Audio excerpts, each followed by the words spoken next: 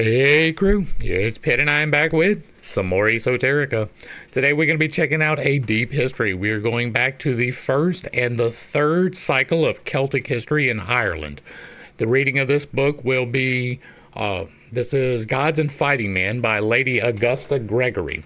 I wasn't sure which source material to start pulling for this, but this seems to be a fairly comprehensive study of the mythology of Ireland, and I am definitely interested in that. There are several things that will be brought to light as we go along, and so I'm looking forward to that. We will be reading aloud and discussing as we go along the various points that are brought to light by the text. It's not the format for everyone, but some people seem to find enjoyment in it, so you are more than welcome to tag along as we begin this exploration. I will be going through in this video an introduction and another introduction so that we get a better understanding. I don't have a whole lot of groundwork to lay in this video. Most of what we will be talking about will come through a discussion as we go along. This is pre-Christian history, so keep that in mind, that the things that you may hear will not comport to the things that you think that you already know if you are a Christian. And so once again, we are probably going to step on toes, but it is not intentional. We do not apologize for it. And before we begin, if you are unfamiliar with me, any of my unconventional beliefs, or if at any point in time I lose you in the terminology, there will be several playlists linked in the corner above, in the box below, along with the original source material so that you can get a better understanding of why I say the things that I do. With that being said, we are going to dive in and begin our exploration of Gods and Fighting Men, the story of the Tuatha De Danann and the Fianna of Ireland by Lady Augusta Gregory. This is copyrighted in 1904. I'm going to go ahead and put my one apology that I do make in these videos is I'm probably going to destroy some names. I don't have the natural language to do it. I will do my best, but that's probably not going to be enough for some people, and if that is the type of thing that you get upset about, this is probably not going to be the study for you. Oh, wrong page. All right, this is the dedication by Augusta Gregory. My friends, those I know and those I do not know, I am glad of the year of the birth of your society to have this book to offer to you. It has given great courage to many workers here, working to build up broken walls, to know you have such friendly thoughts of them in your minds. A few of you have already come to see us, and we begin to hope that one day the steamers across the Atlantic will not go out in full, but come back full, until some of you find your real home is here, and say, as some of us say, like Finn to the woman of enchantments, we would not give up our own country, Ireland, if we were to get the whole world as an estate, and the country of the young along with it. Ireland is one of those places that I have actually been to, right? I've been to 13 countries across the span of 3 years when I was in the Navy. Ireland is one of the only places that I would return for a visit to, but I would not want to live there. They do not have freedom, and that is not meant to be an impingement upon your honor, but it is a simple truth. We barely hold the vestiges of freedom here in the United States, and we are more free than anywhere else on the entirety of the planet. And so while it was great to be able to go and visit Ireland, to see the land where a quarter of my roots sprang from, it is not some place that I would want to go back to. Y'all are just too complacent. Now we're going to read the preface by W.B. Yeats. Yeats is one of the more prolific and better known of the Irish writers. He was a prolific poet, and so we're going to see what he has to say about this book. This is a rather long preface, so this will probably be the entirety of what we do today in this video, and then we will go into the actual battles and the history in the next one. All right. A few months ago, I was on the bare hill of Allen, wide Alhum of Leinster, where Finn and Fianna lived, according to the stories, although there are no earthen mounds like those that mark the sites of old buildings on so many hills.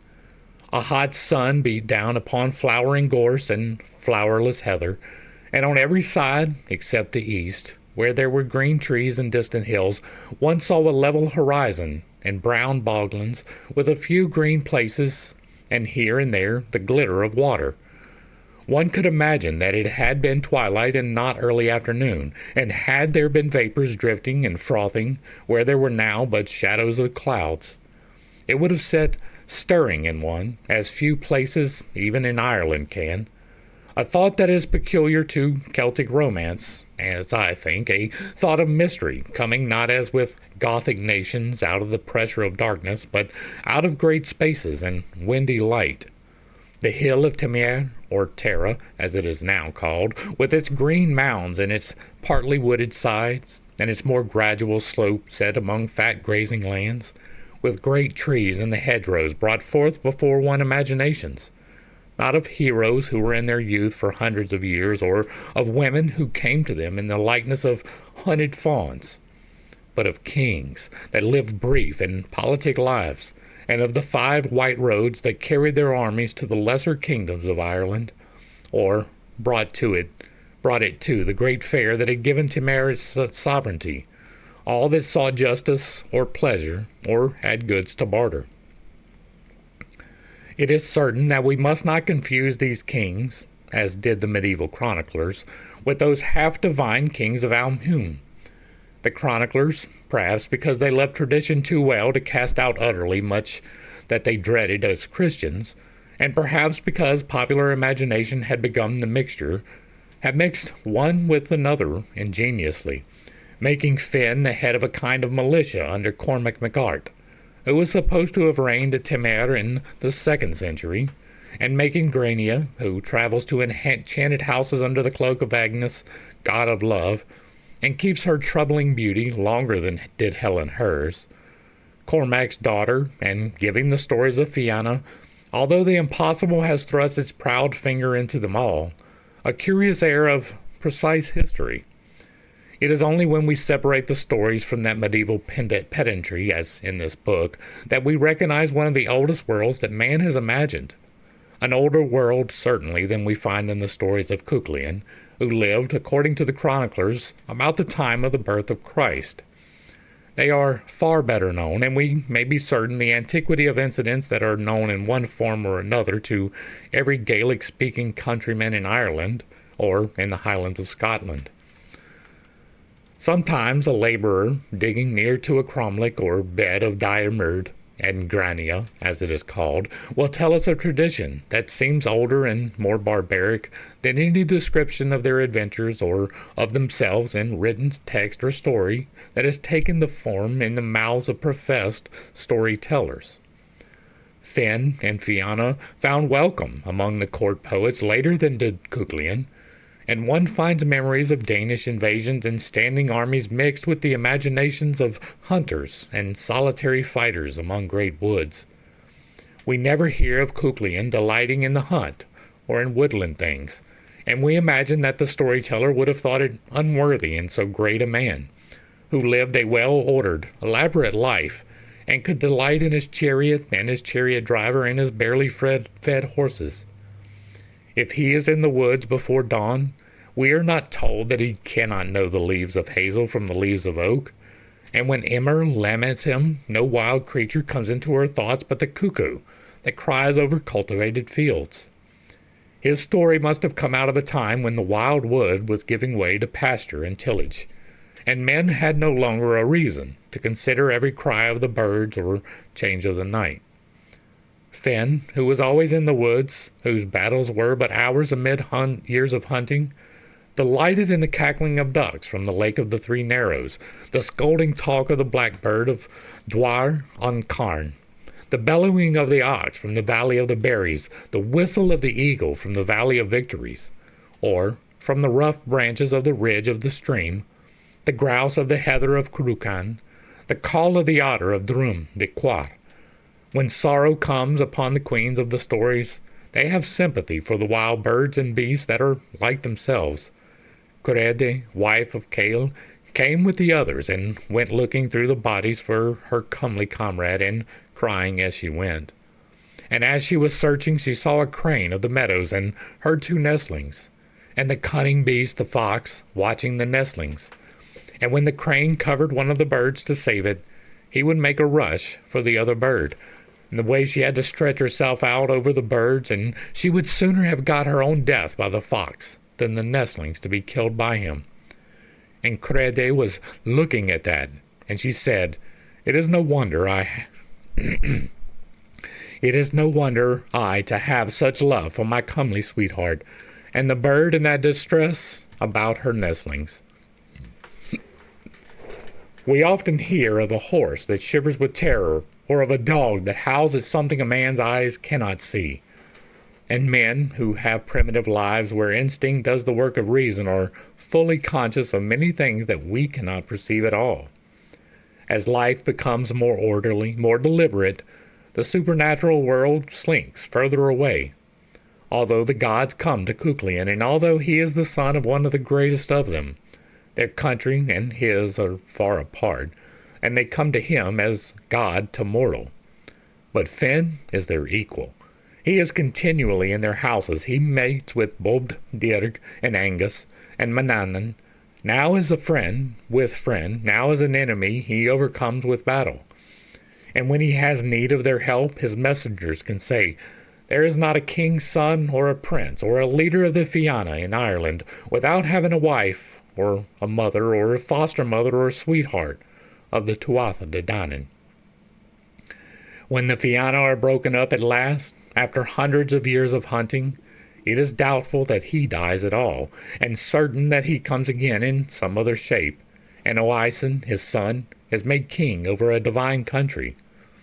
The birds and beasts that cross his path in the woods have been fighting men, or great enchanters, or fair women, and in a moment can take some beautiful or terrible shape.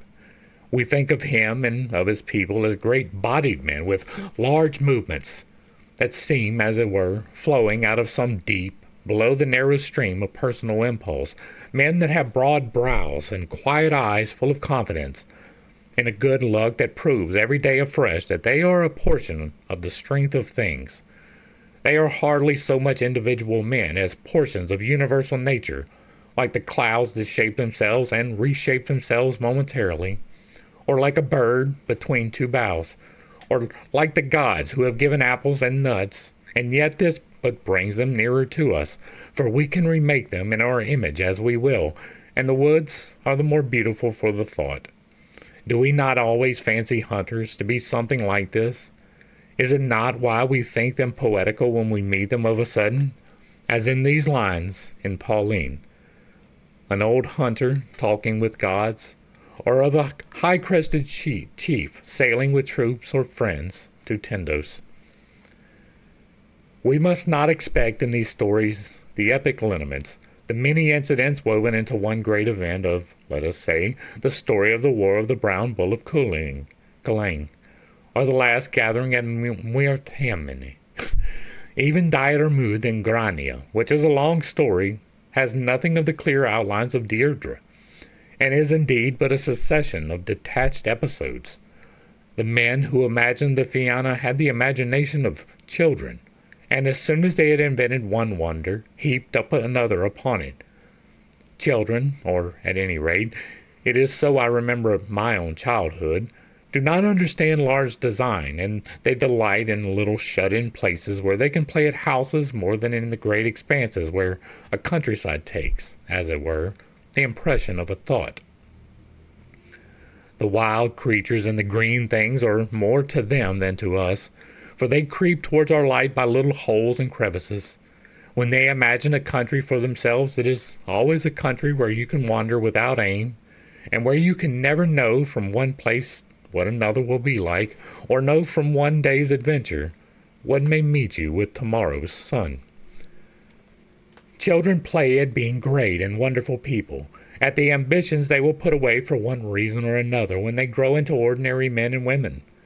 Mankind as a whole had a like dream once. Everybody and nobody built up the dream bit by bit, and the ancient storytellers are there to make us remember what mankind would have been like, had not fear and the failing will and the laws of nature tipped up its heels. The Fianna and their like are themselves so full of power, and they are set in a world so fluctuating and dreamlike that nothing can hold them from being all that the heart desires. I have read in a fabulous book that Adam had but to imagine a bird and it was born to life, that he created all things out of himself by nothing more important than an unflagging fancy. And heroes who can make a ship out of shaving have but little less of the divine prerogatives. They have no speculative thoughts to wander through eternity and waste heroic blood. But how could that be otherwise? For it is at all times the proud angels who sit thinking upon the hillside, and not the people of Eden. One morning we meet them hunting a stag that is as joyful as the leaves of a tree in summertime. And whatever they do, whether they listen to the harp or follow an enchanter over sea, they do for the sake of joy, their joy in one another, or their joy in pride and movement. And even their battles are fought more because of their delight in a good fighter than because of any gain that is in victory. They live always as if they were playing a game, and so far as they have any deliberate purpose at all, it is said that they may become great gentlemen to be worthy of the songs of poets. It has been said, and I think the Japanese were the first to say it, that the 4 essential virtues are to be generous among the weak, and truthful among one's friends, and brave among one's enemies, and courteous at all times. If we understand by courtesy not merely the gentleness of the storytellers have celebrated, but a delight in courtly things, in beautiful verse, we understand that it was no formal succession of trials that bound the Fianna to one another, only the Table Round. That is indeed, as it seems, a rivulet from the same river, is bound in a like fellowship, and there the 4 heroic virtues are troubled by the abstract virtues of the cloister. Every now and then some noble knight builds himself a cell upon the hillside, or leaves kind women and joyful knights to seek the vision of the Grail in lonely adventures. But when Oisin, or some kingly forerunner, Bran, son of Phoebel, or the like, rides or sails in an enchanted ship to some divine country, he but looks for a more delighted companionship, or to be in love with faces that will never fade. No thought of any life greater than that of love, and the companionship of those that have drawn their swords upon the darkness of the world, ever troubles their delight in one another, as it troubles Iseult amid her love, or Arthur amid his battles. It is an ailment of our speculation that thought, when it is not the planning of something, or the doing of something, or some memory of a plain circumstance, separates us from one another, because it makes us always the more unalike, and because no thought passes through another's ear unchanged. Companionship can only be perfect when it is founded on things, for things are always under the same hand, and the last one comes to hear with the envy of voices of boys lighting a lantern to ensnare moths, or of the maids chattering in the kitchen about the fox that carried off a turkey before breakfast. Lady Gregory's book of tales is full of fellowship, untroubled like theirs, and made noble by a courtesy that is gone perhaps out of the world. I do not know in literature better friends and lovers. When one of the Fianna finds Oscar dying the proud death of a young man, and asks, "Is it well with him?" he has answered, "I am as you would have me be." The very heroism of the Fianna is indeed but their pride and joy in one another, their good fellowship. Goll, old and savage, and letting himself die of hunger in a cave because he is angry and sorry, can speak lovely words to the wife of whose help he refuses. "It is best as it is," he said, "and I never took the advice of a woman, east or west, and I never will take it. And oh, sweet-voiced queen," he says, "what ails you to be fretting after me? And remember now your silver and your gold and your silks, and do not be crying tears after me, queen with white hands," he said, "but remember your constant lover, Aod, son of the best woman of the world, that came from Spain asking for you, and that I fought on Corcandil. And go to him now," he said, "for it is bad when a woman is without a good man." They have no aestheticism, but they are more visionary than any ascetic, and their invisible life is but the life about them, made more perfect and more lasting, and the invisible people are their own images in the water. Their gods may have been much beside this, for we know them from fragments of mythology picked out with trouble from a fantastic history running backward to Adam and Eve, and many things that may have seemed wicked to the monks who imagined that history may have been altered or left out. But this they must have been essentially, for the old stories are confirmed by apparitions among the country people today. The men of Dia fought against the misshapen Foreword, as Finn fights against the cat heads and the dog heads. And when they are overcome at last by men, they make themselves houses in the heart of hills that are like the houses of men. When they call men to their houses and to their country under wave, they promise them all the things that they have upon earth, only in greater abundance. The god Medea sings to Queen Natine, and one of the most beautiful of the stories. The young never grow old. The fields and flowers are as pleasant to be looking at as the blackbird's eggs. Warm streams of mead and wine flow through that country. There is no care, no sorrow on any person. We see others, but we ourselves are not seen. These gods are indeed more wise and beautiful than men, but men, when they are great men, are stronger than they are, for men are, as it were, the forming tide line of their sea. We remember the Druids who answered, and when someone asked him who made the world, the Druids made it. It was all was indeed but one life flowing everywhere and taking one quality here, another there. It sometimes seems as if there is a kind of day and night of religion, and that a period where the influences are those that shape the world is followed by a period where the greater power is in the influences that would lure the soul out of the world, out of the body. When Wyson is speaking with St. Patrick of the friends and the life he has outlived, he can but cry out constantly against a religion that has no meaning for him. He laments, and the country people have remembered his words for centuries. I will cry my fill, but not for God, but because Finn and Fianna are not living. Old writers had an admirable symbolism that attributed certain energies to the influence of the sun and certain others to the lunar influence. To lunar influence belong all thoughts and emotions that were created by the community, by the common people. But nobody knows who, and to the sun, all that came from the high disciplined or individual kingly mind. I myself imagine a marriage of the sun and moon in the arts I take most pleasure in. And now, bride and bridegroom but exchange, as it were, full cups of gold and silver. And now they are in a mystical embrace.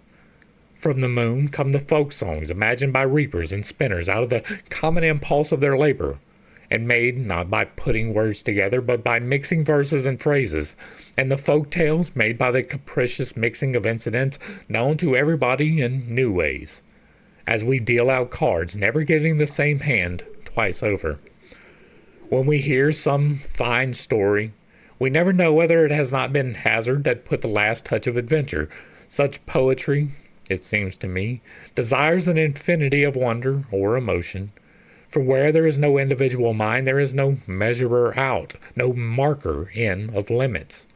The poor fisher has no possession in the world and no responsibility for it. And if he dreams of a love gift better than the brown shawl that seems too common for poetry, why should he not dream of a glove made from the skin of a bird, or shoes made from the skin of a fish, or a coat made from the glittering garment of the salmon? Was it not Aeschylus who said he but served up dishes from the banquet of Homer? But Homer himself found the great banquet on an earthen floor and under a broken roof. We do not know who at the foundation of the world made the banquet for the first time, or who put the pack of cards into rough hands. But we do know that, unless those that have made many inventions are about to change the nature of poetry, we may have to go where Homer went if we are to sing a new song. It is because all that is under the moon thirsts to escape out of bounds, to lose itself in some unbounded tidal stream, that the songs of the folk are mournful, and that the story of the Fianna, whenever the queen laments for their lovers, reminds us of songs that are still sung in country places. Their grief, even when it is to be brief like Grania's, goes up into the waste places of the sky. But in supreme art or in supreme life, there is the influence of the sun, too. And the sun brings with it, as old writers tell us, not merely discipline, but joy. For its discipline is not the kind the multitudes impose upon us by their weight and pressure, but the expression of the individual soul turning itself into a pure fire and imposing its own pattern, its own music, upon the heaviness and the dumbness that is in others and in itself. When we have drunk the cold cup of the moon's intoxication, we thirst for something beyond ourselves, and the mind flows outward to a natural immensity. But if we have drunk from the hot cup of the sun, our own fullness awakens. We desire little, for wherever we go, our heart goes too. And if any ask when music is the sweetest, we can but answer, as Finn answered, what happens? And yet the songs and stories that have come from either influence are a part, neither less than the other, of the pleasure that is the bride bed of poetry. Gaelic-speaking Ireland, because its art has been made not only by the artist choosing his material from wherever he has a mind to, but by adding a little to something which it has taken generations to invent, has always had a popular literature. We cannot say how much that literature has done for the vigors of the race, for we cannot count the hands its praise of kings and high-hearted queens made hot upon the sword hilt, or the amorous eyes it made lustful for strength and beauty. We remember, indeed, that when the farming people and the laborers of the town made their last attempt to cast out England by force of arms, they named themselves after the companions of Finn. Even when Gaelic has gone, and the poetry with it, something of the habit remains in ways of speech and thought and comalies and political sayings, nor is it only among the poor that the old thought has been for strength and weakness. Surely these old stories, whether of Finn or Cuchulainn, helped to sing the old Irish and the old Norman Irish aristocracy to their end. They heard their hereditary poets and storytellers, and they took the horse, and died fighting against Elizabeth or against Cromwell. And when an English-speaking aristocracy had taken their place, it listened to no poetry indeed, but it fell about it in the popular mind, and exacting an ancient tribunal, and began a play that had for spectators men and women that loved the high, wasteful virtues. I do not think that their own mixed blood or the habit of their time need take all, or nearly all, credit or discredit for the impulse that made our modern gentlemen fight duels over pocket handkerchiefs, and set out to play ball against the gates of Jerusalem for a wager, and scatter money before the public eye. And at last, after an epoch of such eloquence, the world has hardly seen its like. Lose their public spirit and their high heart, and how querulous and selfish as men do, who have played out life not heartily, but with noise and tumult. Had they understood the people and the game a little better, they might have created an aristocracy in an age that has lost the meaning of the word. When we read the Fianna, or of Cuchulainn, or of some great hero, we remember that the lifeline is always a part played before fine spectators. There, also, we notice the hot cup and the cold cup of intoxication, and when the fine spectators have ended, surely the fine players grow weary, and aristocratic life is ended. When O'Connell covered with a dark glove the hand that had killed a man in the dueling field, he played his part. And when Alexander stayed his army marching to the conquest of the world that he might contemplate the beauty of the plane tree, he played his part. When Oscar complained, as he lay dying, of the keening of the women and the old fighting men, he too played his part. No man ever knew any heart in me, he said, but a heart of twisted horn, and it covered with iron. But the howling of the dogs beside me, he said, and the keening of the old fighting men, and the crying of the women, one after another, those are the things that are vexing me. If we would create a great community, and what other game is so worth the labor, We must recreate the old foundations of life, not as they existed in that splendid misunderstanding of the 18th century, but as they must always exist when the finest minds, and Ned the Beggar and Shaun the Fool, think about the same thing, although they may not think the same thought about it. When I asked the little boy who had shown me the pathway up the hill of Allen if he knew the stories of Finn and Oisin, he said he did not, but that he had often heard his grandfather telling them to his mother in Irish. He did not know Irish, but he was learning it at school, and all the little boys he knew were learning it. In a little while he will know enough of the stories of Finn and Oisin to tell them to his children some day. It is the owners of the land, whose children might never have known what would give them so much happiness. But now they can read Lady Gregory's book to their children, and it will make Slea of Naman, Allen, and Ben Bulben, the great mountain that showed itself before me every day through all of my childhood and was yet unpeopled, and half the countrysides of the south and west as populous with memories as her Cuchulainn of Miramithe, will have made Dundilligan and Emain Macha and Mirathimni. And after a while, somebody may even have to take them to some famous place and say, "This land where your fathers lived proudly and finely should be dear and dear and again dear." And perhaps when many names have grown musical to their ears, a more imaginative love will have taught them a better service. I praise but in brief words the noble writing of these books, for words that praise a book wherein something is done supremely well will remain in the ears of a later generation, like the foolish sound of church bells from the tower of a church when every pew is full. W.B. Yeats, 1904. And that is going to wrap up the introduction. I didn't have a whole lot to add to this one. I expect to add more to the stories because we are taking a journey of speculation. I am going to assume that the stories are told as they are told. We are going to, or are true as they are told. We are going to explore what some of the possibilities of that might mean. Now, this seems like it may be a more toned down version, and by that I mean less fanciful than what other sources may give us. It's one of the reasons why I decided to go with this one. I don't put outside of the realm of possibility some of the wilder things, right? I look at giants in two different ways. It can be giants, large 20-foot tall people who can uproot a tree with a hand. But it can also be somebody more giant than you, right? If the people of Ireland were on average 5'5", then somebody that comes in that's 6'6" is going to seem like a giant. That is the way that I am looking at this with both lenses. We're going to look as though the impossible is true and that the possible is possible. And so it can be a little bit off-putting for some people. It's why we make the disclaimer at the beginning. This seems to be more toned down. We may have to do another study to get some of the more fanciful stuff in at some later point. But this will be, at least I hope, a good foundation for learning some of this stuff.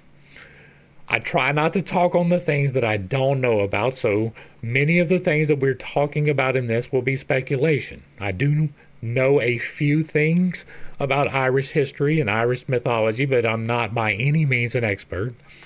I hope to pick up more information as we go along because I plan on incorporating this in the game, right? I am setting my game in prehistory. It is well before the deluge. It is around the time of the Eden event.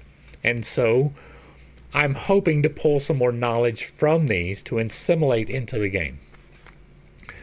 And that's where we're going to wrap this one up. Hopefully I brought a little bit of enlightenment and not too much confusion to not even some difficult topics, right? This was merely an introduction. We haven't got into anything difficult yet.